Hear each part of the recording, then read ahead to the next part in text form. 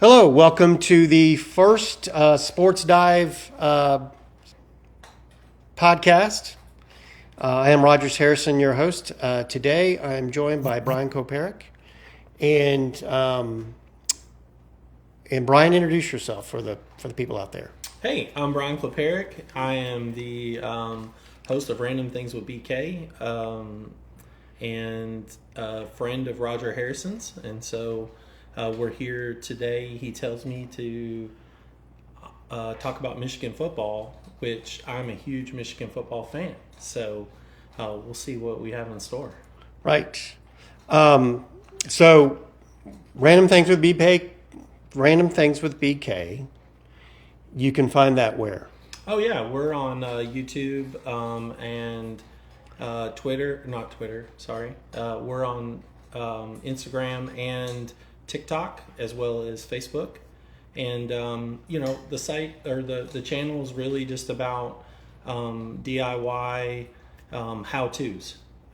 We do a lot of stuff about tools and different things, and some automotive things, and even things like in the yard and like that. Just a lot of how-to videos. Okay.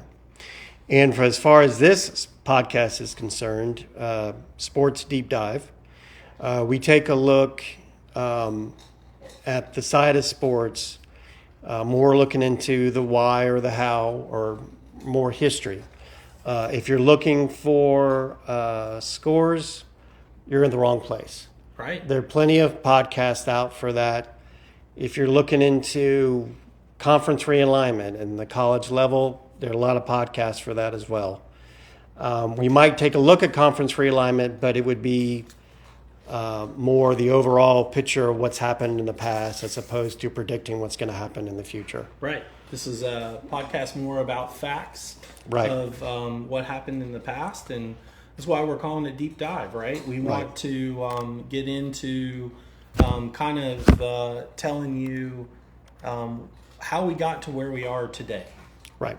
Yeah. All right, so today's episode, and Brian kind of teased it before, we're not talking entirely about Michigan football. What? Yes. We are going to look at Notre Dame football. A lot of people are like, why is Notre Dame independent? And, they should just join a conference and shut up and stuff like that. But today we're going to look at why Notre Dame is independent and why they're still independent today in 2024. Yep. That's a topic that is at our Saturday morning breakfast group pretty regularly. We talk about that with all of our friends all the time. We do. So I think this is awesome. Let's talk about it. All right. So you let me back up and give you some history about it. Notre Dame first year in fielding a football team was 1887. They went 0-1, losing to Michigan. That's right. In 1894, they hired their first coach. Before that, it was all student-led. And from my research, I understand that the coach was brought in and made the players go through conditioning, and the players are like, why are we doing this? And the coach is like, be quiet. And you lost to Michigan. Yeah, be quiet. All right, so in 1899 was the first year they played 10 or more games. And that's important because back then schools had put together their own schedule. There was no NCAA, and it was like a Wild West. You played whoever was around you, you just put games together.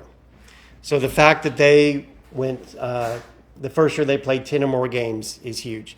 Now they went 6-3-1 in that year, and that, like I said, was 1899. Now the 1899 Notre Dame schedule consisted of games against a high school, physicians group, and Rush Medical, which is a hospital. Kind of like 2023. Just kidding. That's not nice. That is not nice. Now, like I said, there were conferences out there, but they were more like informal associations. One of those associations was the Western Conference, which is the forerunner of the Big Ten. Now, 4 games on Notre Dame's 1899 schedule was against Western Conference members University of Chicago, Michigan, Purdue, and Northwestern. Now, Michigan, Purdue, and Northwestern you may recognize as current Big Ten members. University of Chicago now plays on the Division III level. Now,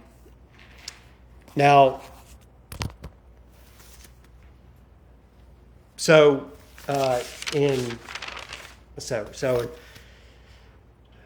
in 1899, the Western members consisted of University of Chicago, Wisconsin, Michigan, Northwestern, Purdue, Minnesota, and Illinois. Now, I said earlier that it was a hodgepodge of scheduling games. Not everybody played the same number of games, and I'm going to go through that 1899 schedule. For instance, University of Chicago played 18 games that year. It scheduled 18 games. That's crazy. Wisconsin played 11. Michigan played 10. Northwestern played 13 games. Purdue played 9. Minnesota played 11, and Illinois played 9. So Michigan played the fewest of all of those. The fewest, no. I mean, you had Purdue playing 9 games and right. Illinois playing 9 games and Yeah. Michigan playing 10. So we're in the middle there. Yeah. Yeah. So, all right. So I'm going to take a look back. I'll get back to Notre Dame, but I'll take a look back at the Western Conference, which is now the Big Ten. All right. So between 1880 and 1905, college football players suffered more than 325 deaths and 1,149 injuries. Wow. So it was dangerous back It then. was dangerous. Of course, they didn't have helmets, right? They didn't have Well, they pads. had that leather. Okay. Yeah, they had but they didn't- they had a helmet lining. Yes. And, Yes. And then they didn't have pads at all. No. And so, I mean, when they call it the gridiron, those were the guys that was named after. Right. Right? Yes. Now remember, like I said, NCAA wasn't around. Right. No regulations or rules, just a bunch of schools out there scheduling games. Right. Purdue University president, that would be James Henry Smart, invited the presidents of the University of Chicago, University of Illinois, Lake Forest College, which is in Illinois, Minnesota, Northwestern, and Wisconsin in 1895. He invited them to a meeting in 1895 to talk about this and to talk loosely about the Western Conference, or to form the Western Conference, but also to talk about it kind of was a forerunner to the NCAA. It's like, look, we got all these injuries. It's not good for our student athletes. What are we going to do about it? So they talked, and then in 1896, they met again. Lake Forest was replaced by Michigan. So Lake Forest was like, we don't care. And Michigan came in. So these 7 schools became largely known as the Western Conference. And now here's a little tidbit for you. I don't know if you remember, but when the Big East football conference broke up and, the basketball schools broke out, and then the football playing schools went and formed the American. Those 7 basketball schools became the current Big East basketball conference. And that was 7 of them as well. And they were known as the Catholic 7 because all of those schools had Catholic ties. Yeah, had Catholic ties. So it's just 7 seems to be the number. Now, in 1899... Just to interrupt you for a second, 7 seems to be the number. Does that mean that football's biblical? I'm sure that people in the South would think that, yes. All right, so in 1899, they were referred to as the Big Nine. Indiana and Iowa joined. Notre Dame applied, but was not invited. Instead, they invited Indiana and Iowa. So so this Western Conference is formed, and now it's called the Big Nine when two members are added. Notre Dame tries to get aboard, but they are denied. Okay. They So are denied. Are we going to talk about that for a minute? Well, we can, but we're gonna. Notre Dame's gonna have other chances to apply. Oh, okay. But Right. but we said no. Yes, yes. And here's what's funny is that Nebraska petitioned to join the league in 1900 and 1911, but was turned away both times. And now Nebraska is a Big Ten And member. we should have kept turning them away, but we just didn't. We finally let them in. Okay.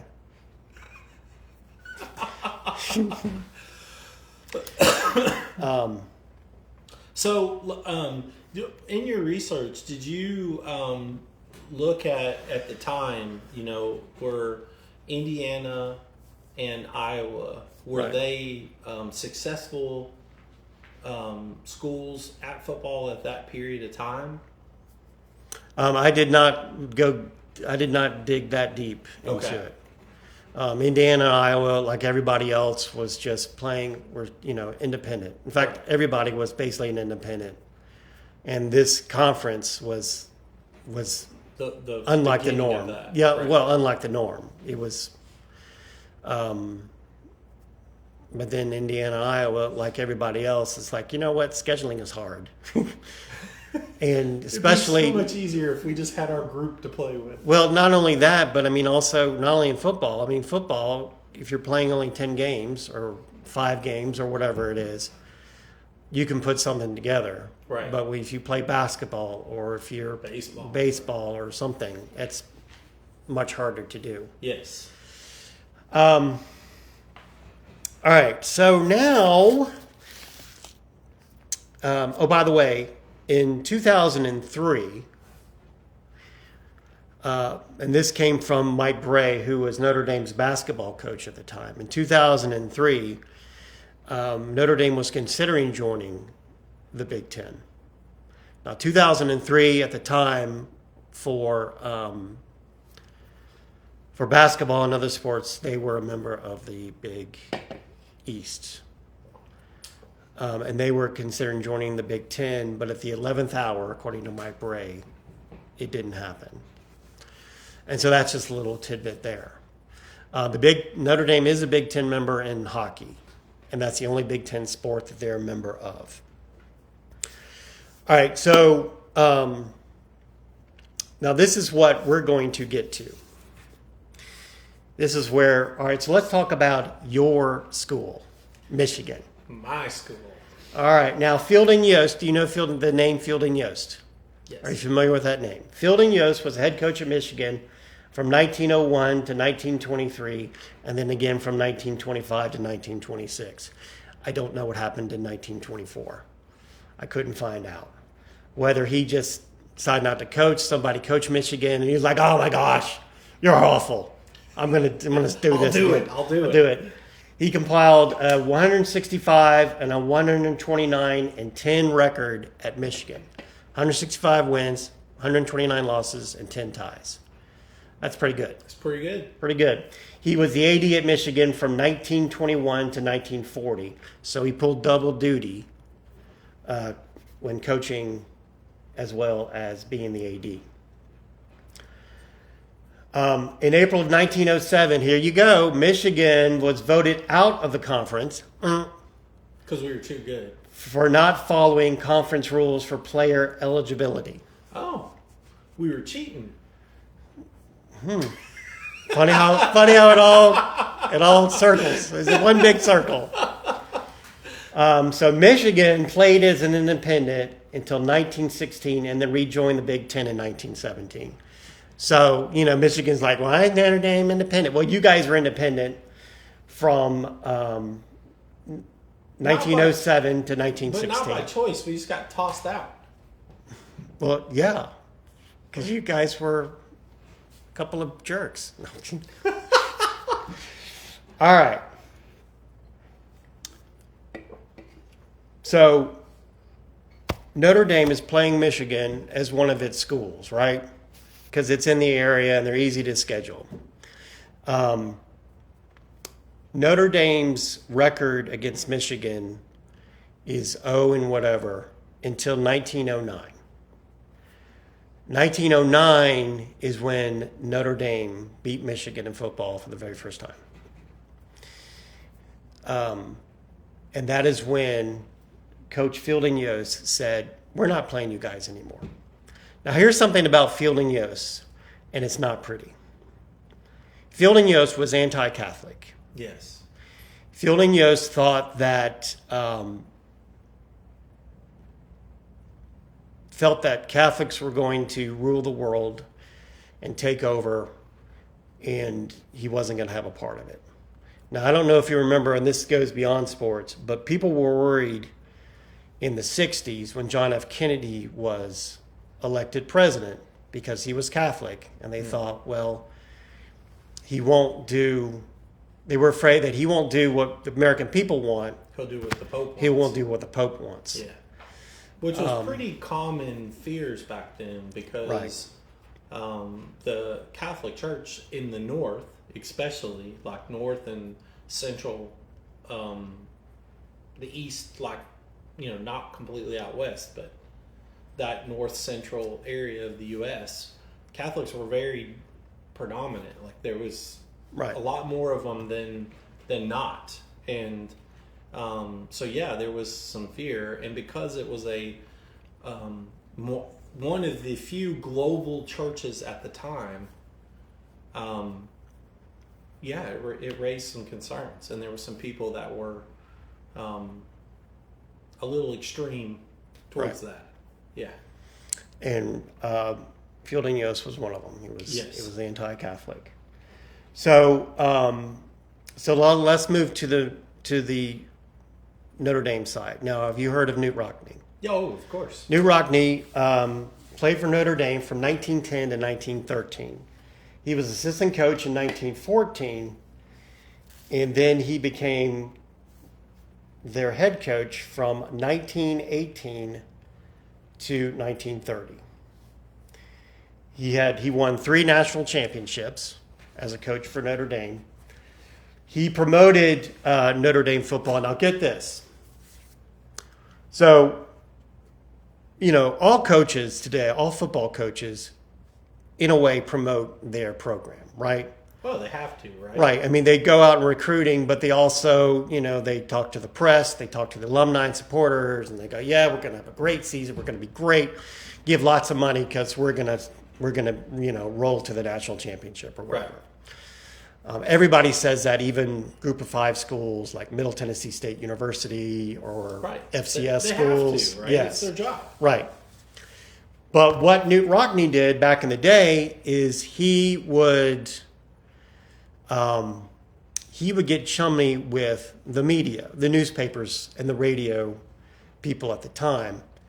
And then he would promote Notre Dame football, and he would get chummy with them, and he would do like a bargaining, like free advertising on the radio or in the newspaper, promoting Notre Dame football, and we'll give you a free ticket, or we'll give you a free family pass. I mean, he would bargain for that. And that was good because, radio advertising and newspaper advertising, even back then, cost money, right? And then while other programs were giving radio, newspaper money for that, he was greasing some palms. He was working deals. I shouldn't say greasing palms because that's illegal. He wasn't doing anything illegal. Yes. He was just right using his smarts to further Notre Dame football without having to pay for it. Right. And he was a very pleasant man. He had a great personality, and he wasn't one of these, as the kids would say, fake.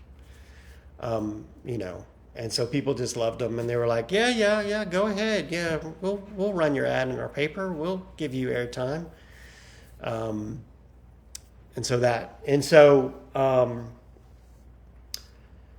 then I said he was also the AD from 1918 to 1931. Now he dies in a plane crash in 1931. I don't think I knew that. Yeah, he was only 43 years old. So just think of what Notre Dame, what else they could have accomplished If he had stayed AD. Yeah. Because, I mean, he was 43, so you would think that at least he had at least 10 years. Yeah. So he would have gone well into the 1940s. And remember, Fielding Yost was AD at Michigan from 21 to 40. Right. So they were kind of along the same lines. Now, in 1926, Notre Dame expressed interest in the Big Ten. But Michigan convinced the other members for them not to join. Now, all right, so here's what I haven't told you about Knut Rockne. Knut Rockne was from Norway. He was born in Norway. So he was somebody else that Fielding Yost didn't like. Because Fielding Yost, besides being anti-Catholic, was also anti-immigrant. Yes. And so in 1926, Knut Rockne was coaching Notre Dame, and he was also the AD at Notre Dame, kind of like Fielding Yost was, coaching Michigan, also the AD. So when you put two of Fielding Yost's dislikes together, Catholic players being coached by an immigrant, basically, he was avid. So he convinced the other members, was like, no, we are not going to allow this school to be in our conference and tell us what to do. Kind of like the feeling is with Texas when they were in the Big 12. The other members felt like, in Texas, you're telling us what to do. No, we don't want that. Right. Which is one of the reasons why Texas A&M left to go to the SEC, and one of the reasons why they're mad that Texas joined the SEC. But we can get to that in a later podcast. So at this point, so basically Notre Dame has been denied at least twice, probably 3 or 4 times at this point. And they basically said, you know what, we give up. All right, fine. We've been independent up to this point. We're just going to continue to do it, right? And other conferences at this point had formed. The SoCon, the Southern Conference, which was the forerunner to the Southeastern Conference and the Atlantic Coast Conference, was formed in 21. You've got the Ivy League, which was formed in the late teens of the 1900s to the 20s, around that area. So we're getting other conferences are starting to be formed. So Notre Dame is like, you know what, we'll be fine. One of their first schools that's always been on Notre Dame's schedule from day one has been the Naval Academy. People today is like, why does Notre Dame play the Naval Academy? Because they've always played them. Right. And it's like they could, I mean, it's a group of 5. Right now it's a group of 5 school. Why are they playing them? But the Naval Academy has played Notre Dame since day one, and Notre Dame, because of that, Notre Dame has said to them, look, we're going to play you as long as you want to play us, right? Because you were one of the few schools that that was willing to play us when no one else would, right? And it's actually a super cool tradition. I've only been to one Notre Dame game at Notre Dame. Okay. And it was the Notre Dame Navy game. And man, what a day! And they do it up big. They don't treat Navy like they're anything other than just legit should be there. And Navy reciprocates. It's awesome. Like I think it's one of the coolest. And I don't even know that at this point you would really call it a rivalry, but it is a cool traditional game. And I think it's awesome that Notre Dame has kept that up all this time. Well, if you ask Notre Dame today, Notre Dame and their fans today who the rival is, they'll always say it's Southern Cal. Right. They'll say it's Southern Cal. They won't say it's Navy, and I guess it's because recently those games have been lopsided. Yeah. Probably for quite a while. Yeah, but there was a period there where Navy, was beating Notre Dame and was very competitive with Notre Dame. They've also played Army a lot. Army, though, has since joined conferences. Army was in Conference USA at one point. Now they're in the American for football. And at some point, there were a lot more independents football-wise than there are today. Oh, right. Penn State was an independent at one point. Boston College was an independent at one point. Georgia Tech, Florida State, just to name a few. South Carolina, Miami. Georgia Tech and Notre Dame had a long history of playing each other.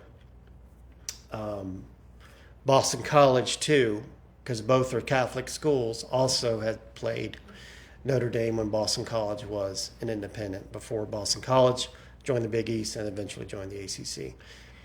Penn State, became a member of your conference, and I believe in 91. Yes. 90 or 91. So now there are only, in 2025, there are only going to be two college football independents, Notre Dame and UConn. Everyone else has picked a conference. UMass will go back to the MAC.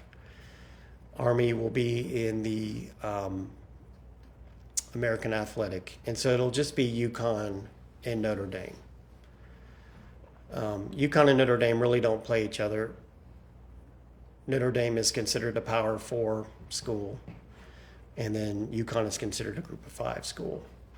And so they really don't play each other because of that. So you're probably thinking, well, why is Notre Dame still independent? Because you would think it would be hard to schedule games if everyone's in a conference, right? Right. And most schools have either 3 or 4 non-conference games that they play a year, depending on their schedule. All right, let's go back to 1991. 1991 is, like I said, we had some independents that began to join conferences. Florida State joined the ACC. Miami joined the Big East. South Carolina joined the SEC. Penn State, like I said, joined the Big Ten. So you would think, though, at that point, that all these schools that Notre Dame was playing as independents, were joining conferences. And you would think, oh, no, what's Notre Dame going to do? Well, NBC approached Notre Dame in 1991 with a contract offer for football. Now, let's back up. In the 70s and the 80s, the NCAA controlled the TV revenue for its schools. So basically, CBS, which showed a game of the week on a Saturday night, would pay the NCAA the rights to show, and CBS wasn't tied to a conference. So they could show Miami, Florida State one week, and then they could show Penn State, Boston College the next week, and whatever. They could show Georgia and Florida or whatever, right? So the NCAA, and so like I said, CBS, ESPN in the early years would pay the NCAA money. Well, a judge ruled in the 80s that was a trust. Because of antitrust laws, they broke it up. So each conference could control their TV revenue. And as you know, in 2024, it's gotten a little out of hand. But whatever. I think you guys pay $60 million. Big Ten pays $60 million to its members, or something like that, at least. So anyway, Notre Dame, independent, not a member of the conference. NBC Sports approached them in 1991 and said, "Hey, how about if we put all your home games on NBC?" And Notre Dame was like, oh, yeah, that's good. That'll give us more exposure, and that'll be great. Because the thinking is Notre Dame's road games were going to be televised by CBS or ESPN or ABC. Yeah. They'd be playing Purdue and be televised by the Big Ten Network or whoever. So they said, all right. Now, that contract has been obviously renewed. Right now, the contract runs through 2029. And as of right now, Notre Dame has no inkling to cancel that contract. And I think NBC is happy with them as well and is not looking to cancel it as well. So do you know what the current value of that contract is? I do. Now, before I tell you the current value of that contract and other Notre Dame revenue, I'm going to say this. Notre Dame needs 3 things to remain independent in football. They request a path to the college football playoff, which they had when it was 4, and they definitely have now that it is 12. Right. All right. They need an income source for their football team, and they have that with the NBC contract. And I'll tell you what that is in a minute. And they need a home for their athletic sports, the basketball, the track and field, the soccer. Non-football, right? Yeah, the non-football sports.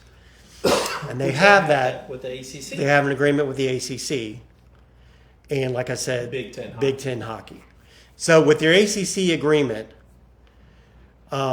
they are required to play an average of 5 ACC opponents every year in football. And I say an average because some years they'll play 4, some years they'll play 6, and some years they will hit the mark and play 5. Notre Dame also will always play Navy, so that's there. That'll be on their schedule. They always play USC, and they always play Stanford.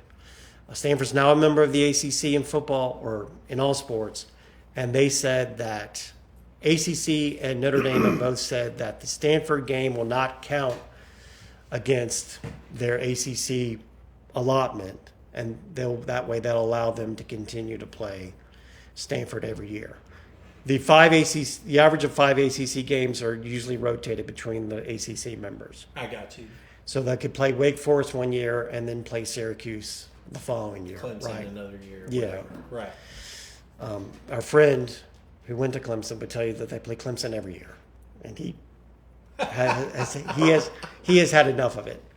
But anyway, and so with those 8 games that are guaranteed every year, that is like a de facto conference schedule. The 5 ACC games, Stanford, USC, and Navy. Mm-hmm. Right? And then Notre Dame, like most schools, then has 4 games to play with as far as out of conference, and I'm putting my hands in air quotes for them. So 4 games that'll, every year. All right, so to answer your question, Notre Dame gets $50 million a year for football from NBC Sports. So they're only that is just football. That's just football. That's just football. Do they get money from the ACC? They get $17 million from the ACC for the other sports. So they're making more money. They're making $67 million a year at least. I don't know if the Big Ten gives them any hockey money. I don't know. I hope not. I don't know. So they're at least getting $67 million a year. And so they're like, I'm good. Right. I'm good. Why would I go do something else? I made $7 million more than the Big Ten schools did. Right. Yeah, and with the new Big Ten contract, I'm not sure if 60 is still the rate. It could be more, but yeah. So the ACC, is some of its members are suing the conference. It's like, we need more TV money to compete. Like Notre Dame's like, I'm good. Yeah, I'm not suing you. I'm got $67 million in the bank. I'm good. Because they know if they were to join a conference, the NBC money would probably dry up. Well, yeah. I mean, because NBC's not going to pay for them twice, Right.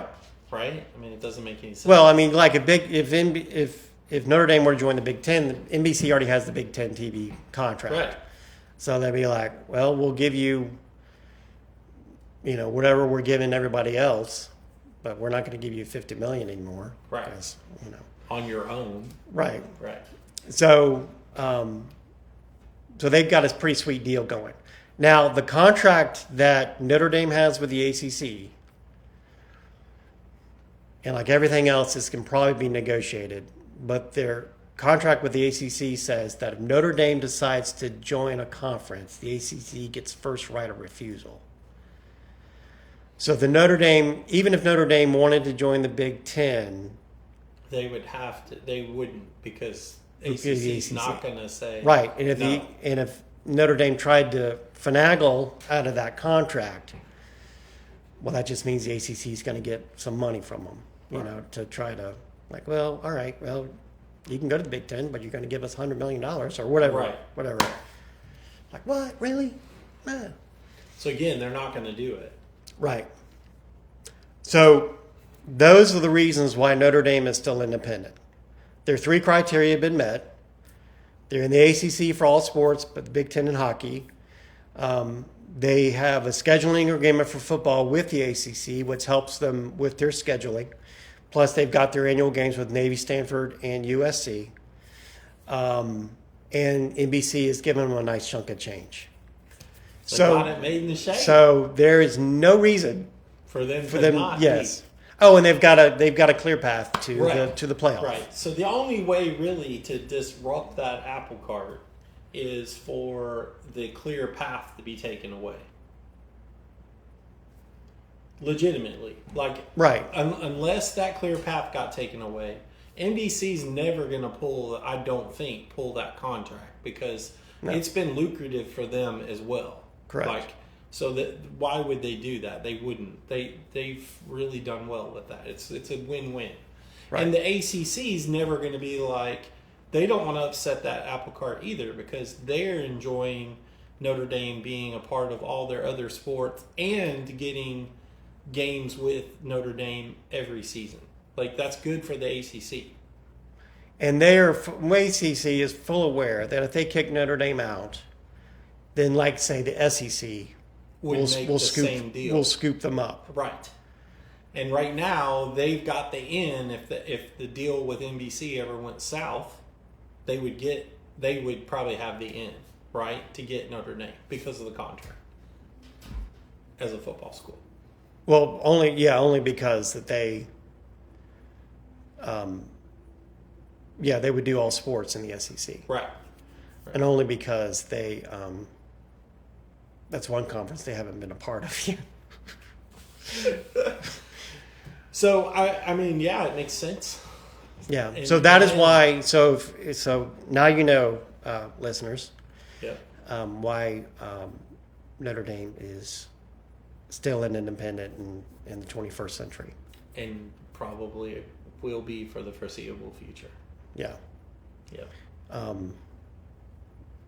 UConn. They're going to continue being independent because nobody really.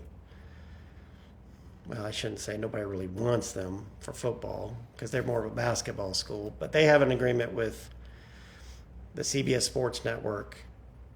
It doesn't pay them $50 million a year, but probably enough for them, though. Yeah, I mean, it's I don't know what it is. I haven't looked up the numbers, but I'm guessing a fifth of that, maybe, at NBC. Like $10 million or something. All right, so that's why that. All right, so if you enjoyed this podcast, we're going to have more podcasts. We're going to take a look at all sports, not just college football. We're going to take a look at minor league baseball as well as Major League Baseball. We're going to take a look at the NBA.